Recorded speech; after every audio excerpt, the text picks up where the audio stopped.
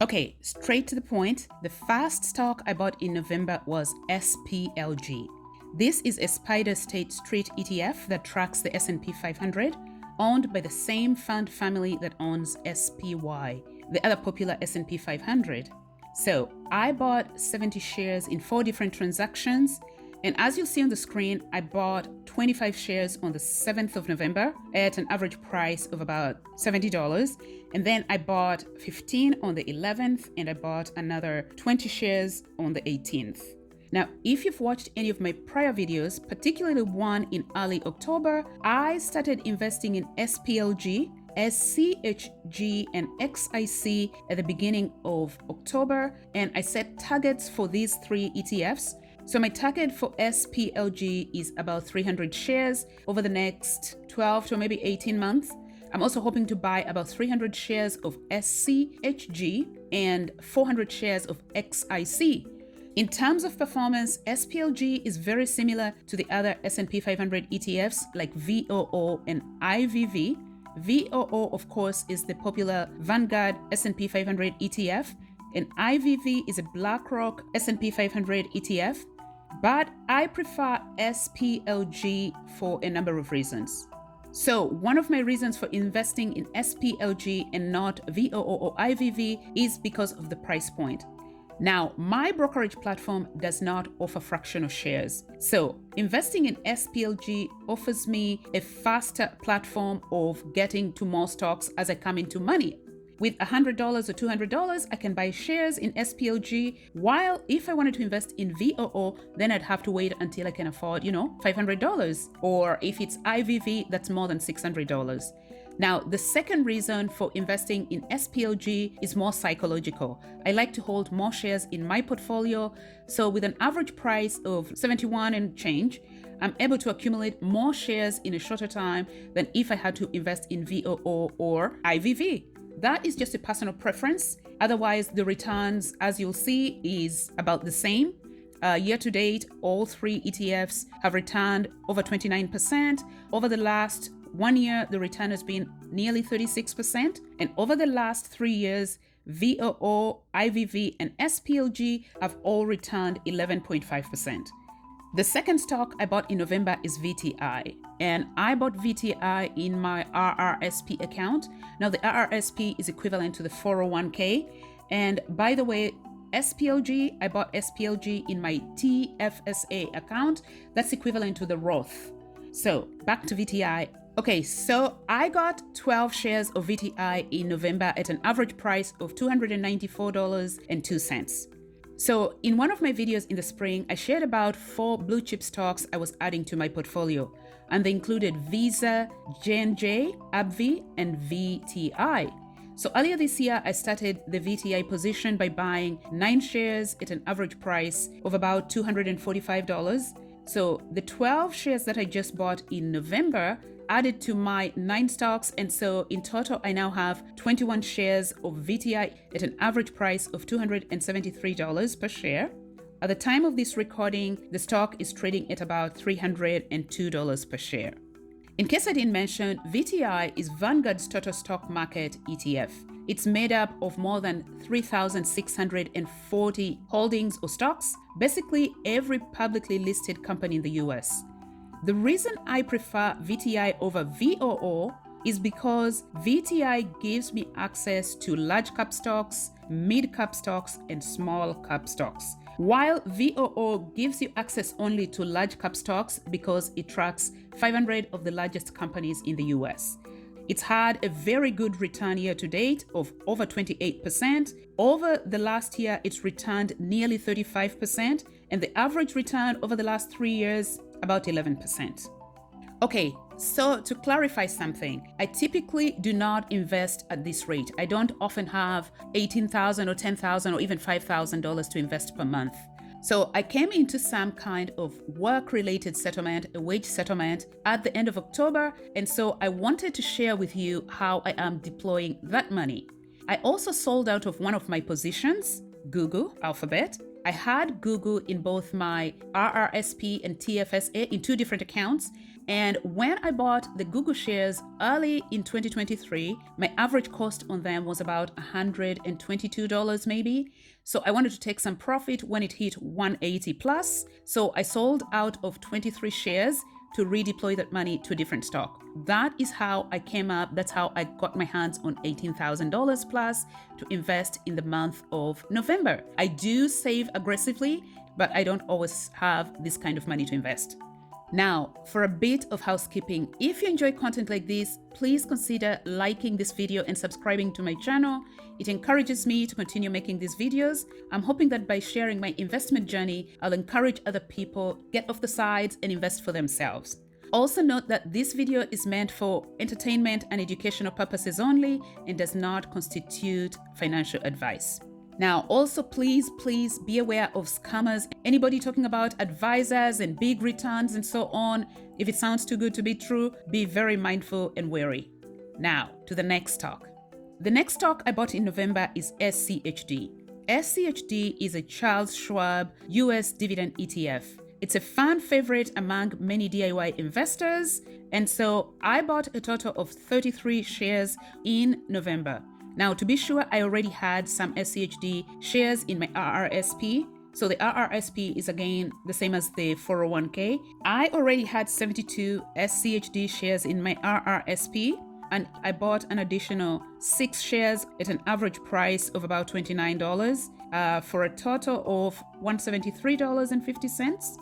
I also started a new position in my TFSA. That's my other account on my brokerage account. And so for those who may know, or maybe those who may not know, sometime in September, Charles Schwab announced a laundry list of stock splits of its ETFs. One of the stock splits was for SCHD. But since the stock split, I decided to open a new position in my TFSA. And so in November, I also bought 27 new shares in my TFSA account. Now, I obviously like SCHD for the dividends, but I also like the composition of the stock. Unlike most of the large cap ETFs that are dominated by tech, the top 3 sectors in this ETF are financials, healthcare, and consumer defensives. Stock number 5 is SCHG, another Charles Schwab ETF. It's the Schwab US Large Cap Growth ETF. It's one of the other stocks that had a stock split in October. Before the stock split, SCHG was trading at about $103 a share, I believe. And then after the stock split, it came down to $26, I think. So this is a totally new position. And so in November, I bought 39 stocks of SCHG. Now, remember how earlier I indicated that I started investing in 3 new positions in October. One of them was obviously starting a position in SPLG, the S&P 500. The second was to start a position in this ETF, SCHG. And my target for SCHG is 300 shares in the next 12 to 18 months. So in November, I bought a total of 39 shares for a total of $1,081.48. Now, the 5th stock I added to my portfolio in November is AbbVie. AbbVie is a pharmaceutical company. It's a dividend king, meaning that it has consistently increased its dividends for the last 50 years. I bought 30 stocks at an average price of $171.90 for a total of $5,147.10. I bought stocks twice in November. First, I bought 20 stocks for about $175 per share. And then later, about a week later, I bought another 10 stocks at $165 per share. Now, the stock currently has a really good yield at 3.72%, but has a payout ratio that's a bit uncomfortable. But I think it still has very good fundamentals and is a very profitable pharmaceutical company.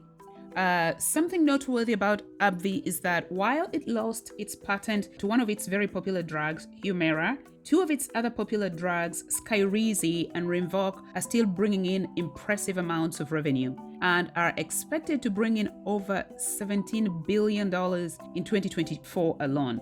This stock has also performed very well over the last 3 years. While it has underperformed the S&P 500 year to date, its 3-year return was over 66% compared to the S&P 500 return of 34% over the last 3 years. Now, the next stock I bought in November was XIC. And I bought this for my margin account. That's the taxable account. In total, I bought 25 stocks for a total of $970. So that would be 25 stocks at an average price of $38.80. Now, XIC is a BlackRock ETF that tracks the entire Canadian market. Again, it's one of 3 ETFs that I set targets for in October to help me meet my financial freedom goals. My target for this ETF is 400 shares over the next 18 months, about 18 months. Now, the reason I like XIC is simply because it's a great dividend ETF. Because it tracks the entire Canadian market, and the Canadian market is dominated by the financial sector. Think of the big 5 Canadian banks like the Royal Bank, TD Canada Trust, CIBC, Bank of Montreal, Scotiabank, and others. If you've watched some of my prior videos, and maybe I didn't mention that in this video, I am a dividend investor. I'm a passionate dividend investor. Now, before we look at the last stock, please remember we're all different, all running our own races. I'm only sharing my journey with you in the hopes of inspiring other people. If you look at my journey and my portfolio and my investments or the investments of some other people online and decide to compare yourself to them or to me, that will be a mistake. Let's look at the last stock. Now, the last stock, but certainly not the least, is ticker symbol CNQ.TO, Canadian Natural Resources. This stock I'm also buying in my margin account like XIC, and I bought a total of 60 stocks in November for a total of $2,868.70. And as you'll see on the screen, I bought this stock 3 times in November. First, on the 21st of November, I bought 30 shares at an average price of $48.26. And then on the 24th, I bought another 11 shares at $48.25. And then on the 26th, I bought 19 shares at an average price of $46.85. CNQ, Canadian Natural Resources, is an oil and natural gas producing company and a great dividend stock. This is an energy sector stock which has outperformed the TSX, the Toronto Stock Exchange, in the last 5 years by returning over 235%. It also returned about 110% in the last 3 years, but the stock is currently lagging the TSX with a year-to-date return of just 9%. So a number of reasons why I started this position in CNQ. One is that it's a great dividend pair. It currently has a yield of about 4.68%. I had noticed that it pulled back. It was at a good price and it's a great dividend pair. So I will keep on adding to this position. So in total, I bought stocks worth $15,603.29 US and $3,838.70 Canadian. The Canadian dollar investment is equivalent to $2,741 US. So in total, I invested $18,345.22 US in November. I hope you enjoyed this video and found it helpful. If you did, please consider liking and subscribing. See you in the next one.